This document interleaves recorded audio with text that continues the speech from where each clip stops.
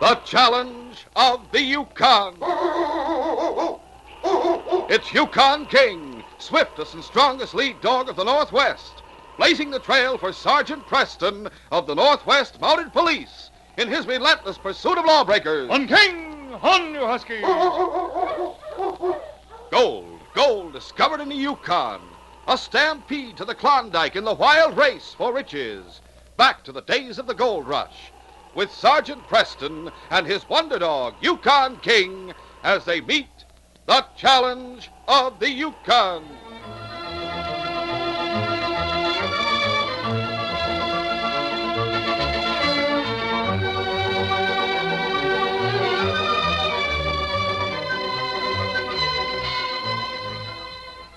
It was shortly after the Northwest Mounted Posts had been established at the top of Chilkoot and White Pass that Sergeant Preston drove down from Dawson with a load of mail from the sourdoughs in the Klondike. His final destination was the port of Skagway, but he also carried dispatches for Major Ward, the military governor of the territory, who was making his temporary headquarters at the White Pass Customs Post. He found the major in his office. Yes? I have dispatches from Inspector Conrad in Dawson, sir. Sergeant Preston, why, I didn't recognize you at first in those trail clothes. Welcome to White Pass. Sit down and make yourself comfortable. Thank you, sir. What kind of a trip did you have? Well, I made fairly good time. Trail wasn't broken below the Stewart River. We ran into a lot of ice jams in the 30-mile, but we made it in 16 days. Well, that's excellent. You're the first man to come out of the Klondike since the freeze-up. Yes, sir. The mail was piling up in Dawson, and the inspector decided something should be done about it. I'm carrying nearly 1,000 pounds. My orders are to deliver it to the American Post Office in Skagway. And then what? Pick up the Dawson mail and head north. Your team will need a rest before you start back. Yes, sir. At least a week. That should be long enough. You know, Sergeant, your appearance gives me an idea. Why, I've a uniform on the sled, sir. I can change into that before I head down into American territory. No. I'd rather you didn't. That's part of the idea. You've noticed the stream of prospectors coming through customs. Yes, sir. For the first time with these new posts, we're in a position to check every person who comes through either Chilkoot or White Pass at the border. A great improvement over last year, sir. And a necessary one. This rush, this stampede, is growing every minute. And the best way to preserve law and order in the territory is to make sure that no criminal crosses the border. I agree. There are plenty of them in Skagway, from competence men to killers. And we only know a few of them by sight. We need more information about them. And I believe you're the man to get it for us. I'll do my best, sir. You look like a sourdough, a professional dog puncher. Such people are popular in Skagway now, men who know the territory well. Every door will be open to you.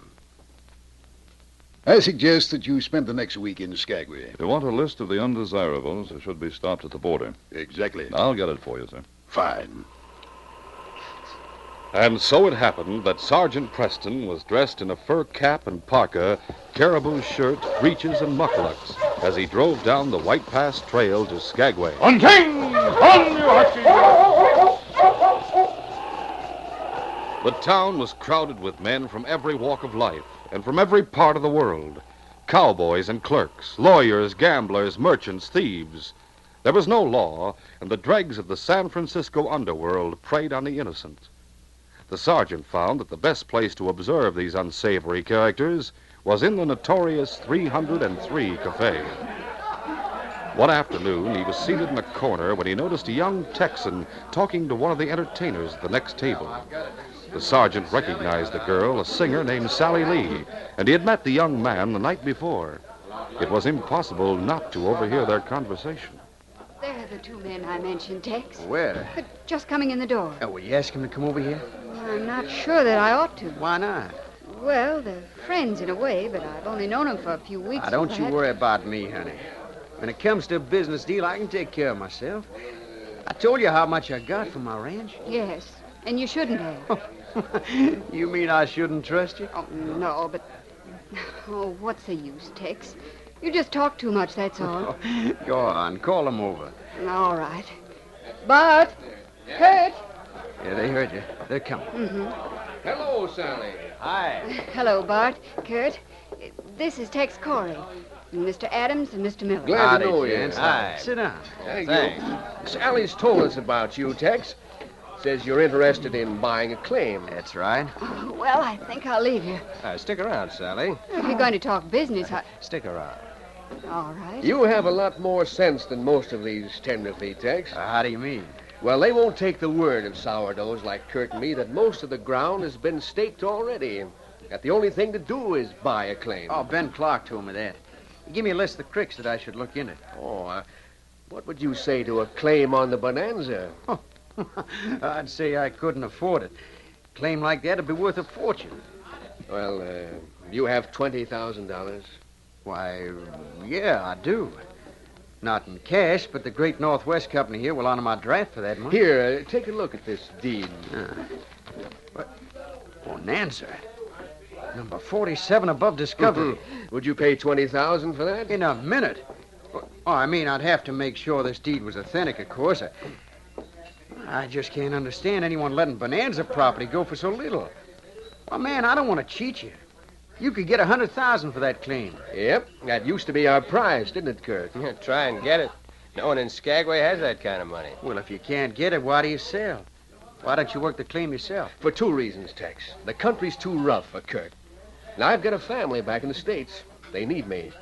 I want to go home. We want to sell and get out of here. I don't like to take And advantage. $20,000 means more to us than $200 would a year from now. You wouldn't be taking advantage of us, Tex. It sure looks that way to me. Oh, you might not even get your money back. From a claim on the Bonanza? Well, I'll admit that Charlie Train's washed out close to $500,000 from number 46, next door downstream. Still, there's no telling about gold. Hasn't the claim been proved? Well, we've worked it enough to hold it. How much did you get to pay him? About $100. It should be a good investment at $20,000. You honestly want to sell? As soon as we can. For cash, Tex. Oh, I can get my draft cashed. Well, then we could close the deal tonight. Sure.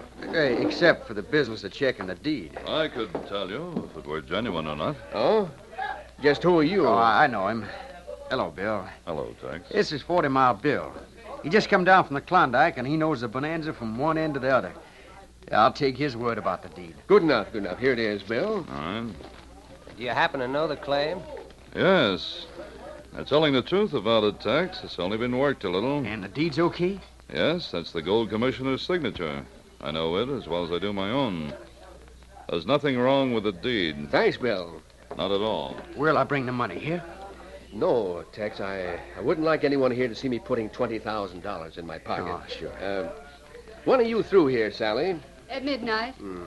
How about Sally's cabin, Tex? Well, that'd suit me fine. Sure, you're all welcome. Anytime after midnight. Good. It's all settled then. We'll be seeing you, Tex. You're sure you'll be able to get the cash? Or cash or gold. It doesn't matter, does it? No. Yep, we'll be seeing you.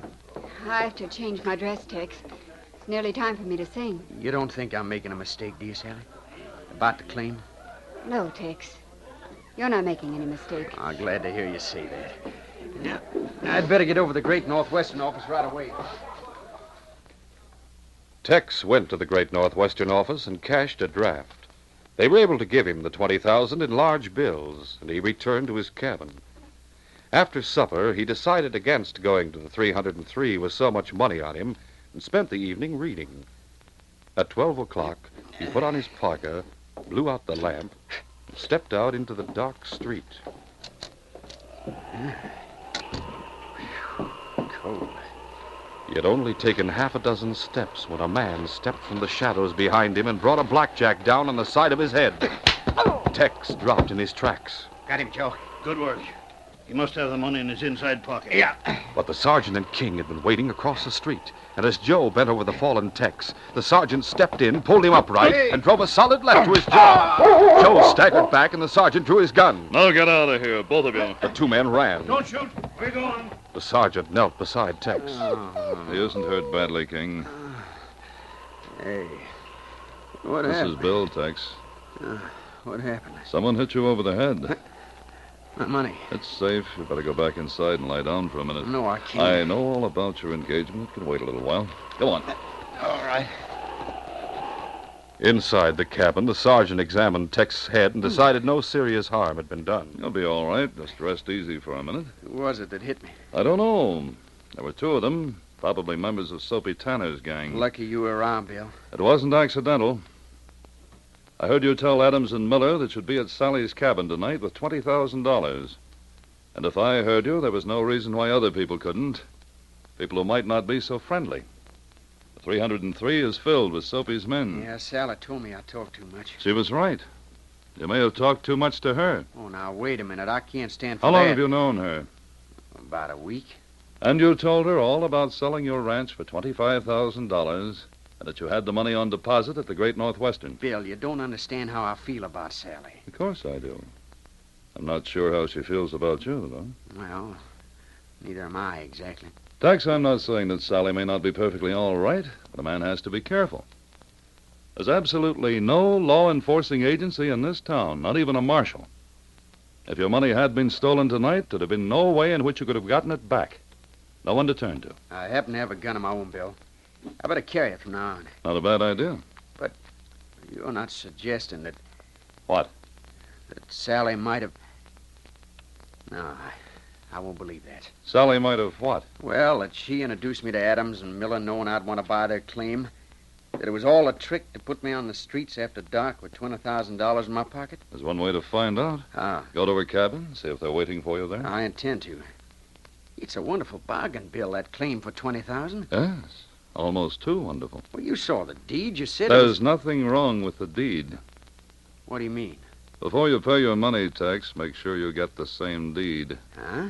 There are confidence men as well as gunmen in this town, Tex. And one of their favorite tricks is to get them... In Sally's cabin, the girl was putting a pot of coffee on the stove while Kurt Miller played solitaire and Bart Adams paced the floor. Your friend is late. It's only 12:15. Let's make sure you've got everything straight. Oh, how many times do we have to go over it? Once more won't hurt. Now, he's sitting at the table where Kurt is now. Mm-hmm. We're sitting on either side of him. I show him the deed, let him get a good look at it. Then I put it back in the envelope, place the envelope on the table with my left hand on top of it, and hold out my other hand for the money. As soon as I get the money in my pocket... I spill hot coffee on him. Well, what could be simpler? That isn't the tough part. All right. He jumps up, you and Bart get between him and the table, and I switch the envelopes. Where have you got the other envelope? In the pocket of my dress, underneath my apron. Here, I showed you where I was putting it. Let's try the switch once. Here's the real deed. Now, go ahead, do it. Oh, dear. You've got to time it just right. All right, if you insist. Now, I'm standing behind him, so. Spill the coffee, so. He jumps up, you jump up. I circle the table, so. Putting down the coffee pot. Now. I switch the envelopes. Not bad. That's okay. I could do it in my sleep. Well, just be sure. Wait, here he is now. Hello, Tex. Howdy, Bart. Come in, come in. Hi. Hi, Sally. Hello, Tex. Hi, Tex. Get those cards out of the way, Kurt. Yeah. Here, sit down right here, Oh, Tex. thanks. We thought maybe you'd changed your mind. I was just held up a little. You got the money, huh? Yeah, right here. Good, and I have the deed. If you don't mind, I'd like to take another look at it. Sure thing. Sure. All right? Yeah, seems to be. I'll just put it back in the envelope. It's yours as soon as you can count out the dough. Yeah, let's see. 1,000, 2,000. Tex counted out the 20,000. Sally watched him closely, and just as he was placing the last bill in Bart's hand, Yeah, 20. she picked up the coffee pot and walked toward the table.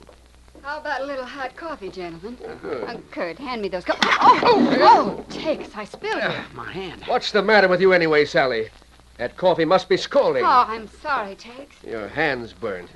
You got any grease to put on it, Sally? Yeah. Well, hurry with it. My hand's all right. It was just that... Here, this will make it feel better. It'll take the sting right out of it. There. Doesn't it? Sure, that's fine. Well, at least you didn't spill anything on the deed. You'd better put it away, Tex. I'll take that envelope if you don't mind. Bill. It's got a gun. Yes. Hand over that envelope, Adams. This doesn't belong to you. I said hand it over. Shall I take it? Why, Keep you- them covered while I take a look at this, Tex. Okay, Bill.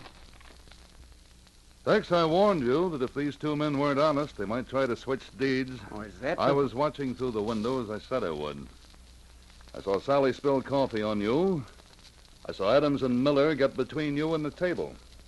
I couldn't see Sally on the other side of the table, but I had an idea that while you were thinking of your hand, she might Sally, you didn't. No, she didn't. Very happy to say she didn't. This is the deed to number 47 on Bonanza. What? I must apologize to you, Sally, and to you two gentlemen. Well, that's Number 47, the Bonanza. Yes, and you're surprised. Sally. You double-crossed us. That's right, Bart. And there's nothing you can do about it. You sold a claim that's worth a fortune for $20,000. You won't get away with it. Go on, Tex. Get out of town. Get up to Dawson as fast as you can and have the claim transferred to your name. I'm not going anywhere, Sally, till I find out what this is all about. I'll tell you, Tex. I'll tell them, too. I've been waiting for this moment.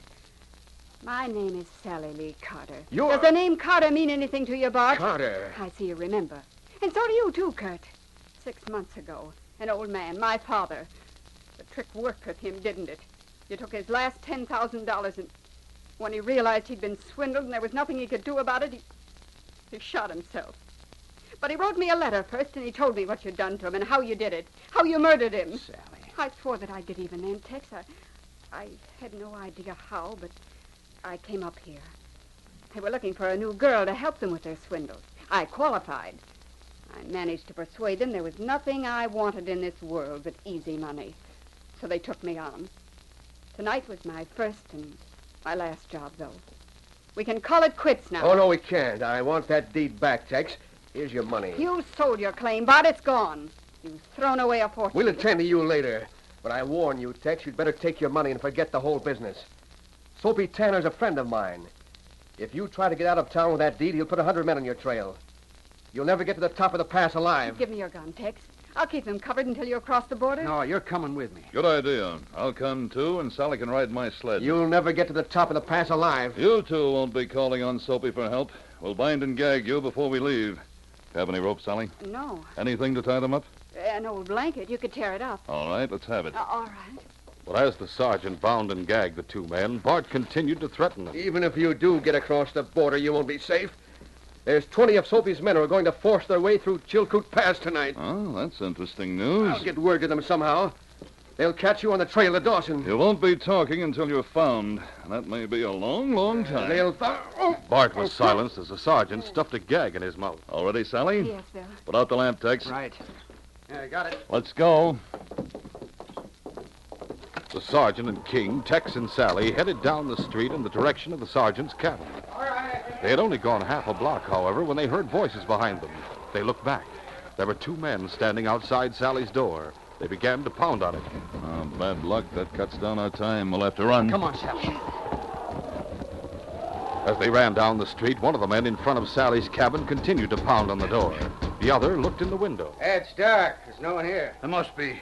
Sally, if nobody else. There's nobody on the cart. Well, where could they be? Sally and Bart and Kurt. They were supposed to meet Tex here. Yeah, we were supposed to get his cash as soon as he left his cabin. Hey, he probably didn't show up here. They've gone to his place. That's it. We'll go there. We'll wait for Bart and Kurt outside. Hey, wait a minute. I heard something. Somebody lying on the floor. It's Bart and Kurt. Come on. We got to force this door. At that moment, the sergeant was harnessing his team. Keep them quiet, King. Going to take King with me, Tex. Team's used to working without him. You won't have any trouble. Aren't you coming with us? It's time I told you who I am. You're a friend in need. That's all that matters to me. The name's Preston. Sergeant Preston, Northwest Mounted Police. The Northwest Mounted. What are you doing in American territory? Checking on the undesirables we don't want in the Yukon. There are only two places they can cross the border. Yeah, White Pass and Chilkoot. That's right. Our main headquarters and most of our men are at White Pass. There are only 2 or 3 on duty at Chilkoot. If Soapy's men try to force their way through there tonight, there's a good chance they'll succeed. Once they're on the far side of the mountains, we'll have a hard time tracking them down. Now, here's what I want you to do. A break in the mountains called White Pass was almost directly above the town of Skagway to the east. Chilkoot was much farther to the north.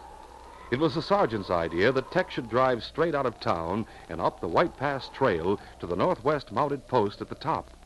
In the meantime, the sergeant would be heading north through American territory to warn the men on duty at Chilkoot Pass and help them defend it. Tell the Major we'll try to hold out until reinforcements arrive, but he'd better get them there fast. I'll tell him. Climb on board, Sally. Thank you. Get going, Tex. Right, Sergeant? Hush! Hush on! Hush! As Tex and Sally headed out of town, the sergeant and King returned to the main street. There was a crowd of men in front of the 303, and at least a dozen dog teams. In the light from the cafe, the sergeant caught a glimpse of Bart's face. He was talking to Soapy.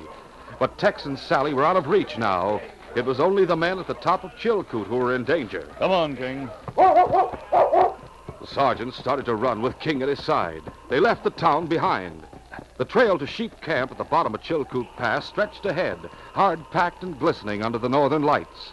The coastal mountains, the boundary between American and Canadian territory, reared their snowy heights to the east. Only a man hardened by days of running behind a sled could have maintained the pace the sergeant set. At 5 o'clock, he reached Sheep Camp, and for the first time, he turned toward the mountains. At the foot of the ascent, he stopped for a moment. In the distance, south toward Skagway, he could hear dogs. They're coming, King. Up we go. King and the sergeant started to climb. The trail twisted back and forth up the side of the mountain, steep, icy, and dangerous. It took the sergeant nearly half an hour to make the ascent. And now Soapy's men were at the foot of the mountain. But the customs house was nearly reached, and someone hailed the sergeant from the opening of the pass. Hello there. Hello. Oh, it's Sergeant Preston and King. What's left of us, Jim? I noticed you coming up the trail. What's the matter? What's the hurry? See those men down below? Yeah? They belong to Soapy Tanner's gang. They intend to force their way through the pass. Who's here with you? Harry Barnes. He's sleeping. He won't be for long. Do you have anything to build a barricade across the trail? Our sled, some packing cases, but can three of us... That looks like a small army. 20 or 25. I've sent a message to the major asking for reinforcements. We've got to hold them off until they get here. You wait, Harry. I'll start on the barricade. All right. Cross here, where we'll have the best field of fire. Yeah. The three men, the sergeant and two constables, worked with frantic haste. By the time Soapy's men were nearing the top, the barricade was completed. When the gunmen saw it, they took to the cover of the boulders on either side of the trail and opened fire. The defenders of the pass fired back.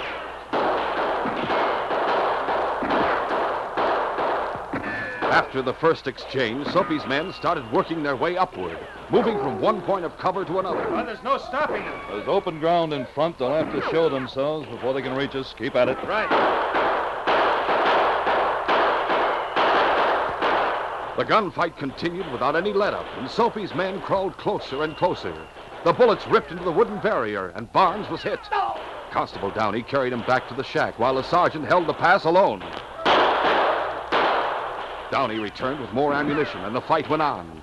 1 hour, 2 hours, and the guns were blistering hot before there was a lull. We've wounded half a dozen of them, Sergeant. You think they've had enough? No. What time is it? Nearly 8 o'clock. It'll be light in another hour. They'll charge us before then. They may be getting ready for it now. What's the matter, King? Something behind us. Go see. It could be the reinforcements from White Pass. I sure hope so. The reinforcements had arrived, but there weren't many, the major and half a dozen men. Enough to beat back any attack, perhaps, but not enough to take the offensive. The major and the sergeant held a council of war. It's too bad I didn't have more men available.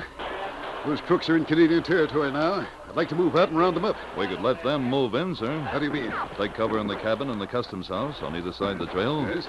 Let them break through this barrier and walk into a trap. Well, it could work. I think so, sir. I'll tell the men to cease fire. Cease fire! Down the slope, another conference was being held. Bart was urging an immediate attack. There were only 3 of them to start with. We know we got one of them, maybe 2. Maybe. Bart's got something, Joe. There's only been fire from one spot during the last 10 minutes. There isn't any firing now. All right, let's go. Come on, let's go get it. The men charged up the slope to the opening of the pass. Let's go. There were no shots from behind the barrier. They've either cleared out or they're dead. Come on. Now break it down. Hurry it up. The packing cases were tossed aside, and the outlaws ran on into the pass. And then a sharp command rang out. Open fire!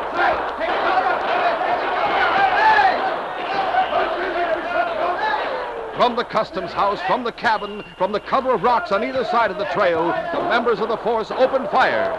Half a dozen of the outlaws dropped to the ground wounded. Panic seized the others.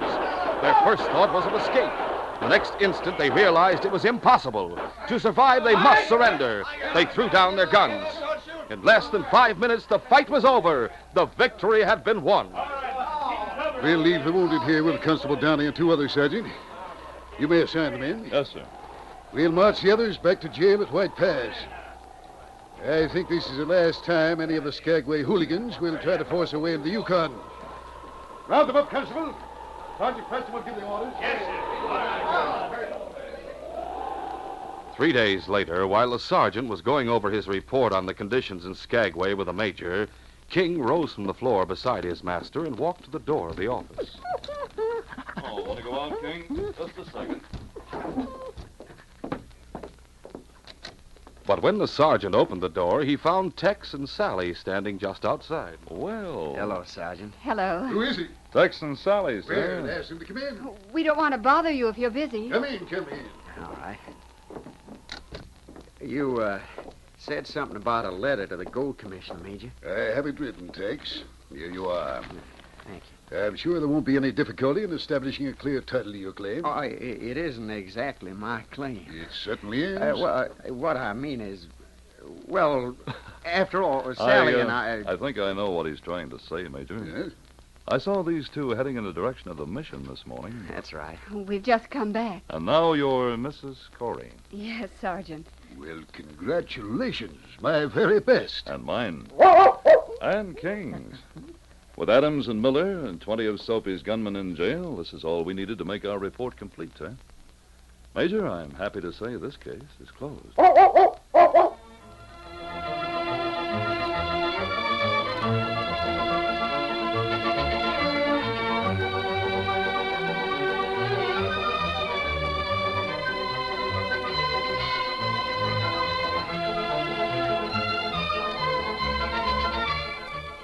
In our next adventure, in a cabin on Keno Creek, Sergeant Preston is speaking to a miner. Joe, I'm hoping you can give me some information about what's going on here at Keno Creek. I don't know what you're talking about. You know well enough what I'm talking about. Blackjack Tully and his hired thugs are conducting a reign of terror among the miners. Listen, Sergeant, you don't realize what you're bucking up against. If I was to tell you anything against Blackjack Tully, my life wouldn't be worth a plug nickel. Neither would yours. Take my advice and clear out while you're still healthy. Yes, a reign of terror is going on among the miners on Keno Creek, but not a single miner dares to talk. Sergeant Preston will be facing one of his most difficult cases, and his own life may soon be at stake when he sets out to break the power of the King of Keno Creek. Be sure to hear this exciting adventure next Saturday. These radio dramas, a feature of the Challenge of the Yukon Incorporated, are created by George W. Trendle, produced by Trendle Campbell Enterprises, directed by Fred Flowerday, and edited by Fran Stryker. The part of Sergeant Preston is played by Paul Sutton. They are brought to you every Saturday and Sunday.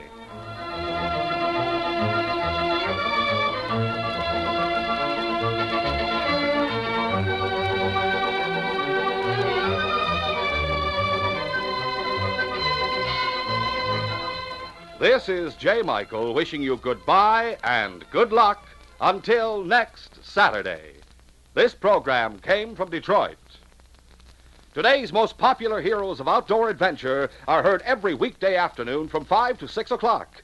Monday, Wednesday, and Friday, Mark Trail roams the wilderness. Clyde Beatty defies the beasts of the jungle. And Victor Borga entertains with 5 minutes of musical laughs.